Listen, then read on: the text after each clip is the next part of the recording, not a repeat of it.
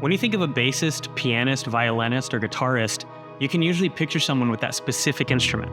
But when you think of a percussionist, what do you imagine? A drum set? Maybe orchestral percussion like bass drum, xylophone, or timpani?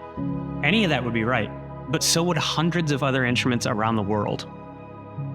My name is Michael McSweeney. I'm a percussionist, educator, and band leader, and I'm a part of the Air Class of 2026. As a percussionist, it can feel like a kid being let loose in a giant playground, which can be as exciting as it is overwhelming.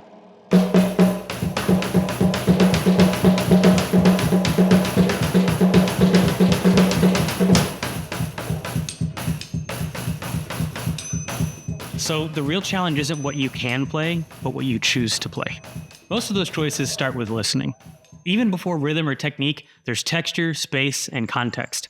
Imagine standing out in a field late at night. The faint sound of crickets, a light breeze, and a distant movement of nocturnal animals lightly fills the space around you. But none of those sounds alone would feel the same. Together, they create a unique but recognizable environment. That same approach carries into all kinds of settings for percussionists. Music, of course, but also film, television, theme parks, escape rooms, anywhere sound helps shape how we experience a moment. You may not even recognize it in the moment, but it's completely shaping your experience. That's where sound design and Foley art come in.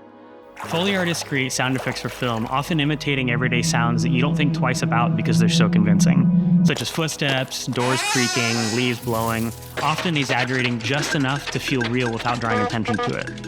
When it's done well, you don't even notice it's there. Foley art arguably dates back over 100 years to early 1920s radio dramas that fabricated sound effects for live production. But it's named after Jack Foley, a sound engineer at Universal Studios in the 1920s when the film industry transitioned from silent films with live music to talkies that could finally utilize pre-recorded sound.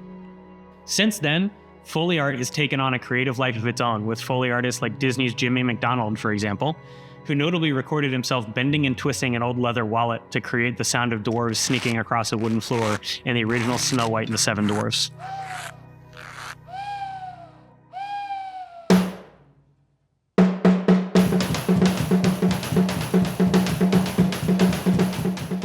Across music, sound design, and Foley art, one thing is certain. The choices we make are powerful. They require a delicate balance of creativity and responsibility. But when you find that balance, those choices go from being individual sounds to being part of a bigger story.